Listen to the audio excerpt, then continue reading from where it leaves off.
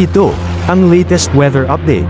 Alamin ang pinakasariwang ulat panahon ngayon dito sa Information TV Educational Channel 2. Yan, halos buong bansa ay nakakaranas po tayo ng maulap na kalangitan. Lalo po sa Luzon at Visayas, kung saan nakakaranas po ng mga pag-uulan o kalat-kalat na pag-ulan dahil sa bagyo at habagat. At kaninang alas 10 ng gabi, huling namata ng layo ng sentro ng bagyo, nasa 335 kilometers northeast ng Basco, Batanes. So ibig sabihin malapit ito sa may bandang extreme northern Luzon.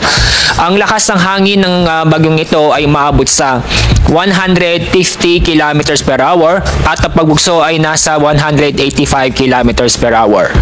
Inaasahan po natin itong kikilos pa north-northwest sa bilis na 25 kilometers per hour. At patuloy pong pinapalakas o hinihila ni Bagyong Karina ang habagat. At dito sa Metro Manila ay nakaranas po tayo ng pamisa-misang pag-uulan dahil sa habagat.